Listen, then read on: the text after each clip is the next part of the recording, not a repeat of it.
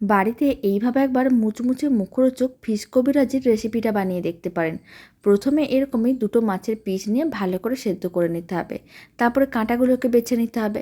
এবার একটা ফ্রাইং প্যানের মধ্যে অল্প করে কুচনো পেঁয়াজ, আদা রসুন বাটা দিতে হবে। তারপরে হলুদ গুঁড়ো, লঙ্কার গুঁড়ো দিয়ে মশলাটাকে ভালো করে কষিয়ে নিতে হবে। তারপরে সেদ্ধ করে রাখা মাছটা দিয়ে দিতে হবে, আর দিতে হবে সেদ্ধ আলু। সমস্ত কিছু একসঙ্গে ভালো করে মিশিয়ে তারপরে স্বাদ অনুযায়ী লবণ, আর দিতে হবে গরম মশলার গুঁড়ো।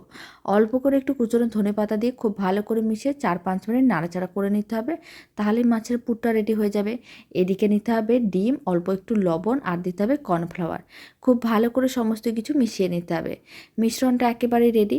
আর এদিকে যে মিশ্রণটা রেডি করে রেখেছিলাম মাছের পুরে, তার মধ্যে অল্প করে একটু ব্রেড ক্রাম্বস দিয়ে দিলাম। তারপরে কিন্তু অল্প করে অংশ নিতে হবে, আর এরকমই কাটলেট বানিয়ে নিতে হবে।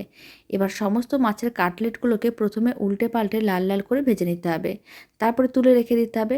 আর ফ্রাইং প্যানের মধ্যে বাকি যে তেলটা আছে তার মধ্যে ঠিক এরকমই লম্বা লম্বা করে ডিম ও কর্নফ্লাওয়ারের মিশ্রণটা দিতে হবে। আর মাছের কাটলেটটা দিয়ে ভালো করে এইভাবে উল্টে পাল্টে লাল লাল করে ভেজে নিতে হবে। তাহলেই রেডি হয়ে যাবে দারুণ স্বাদের ফিশ কবিরাজি।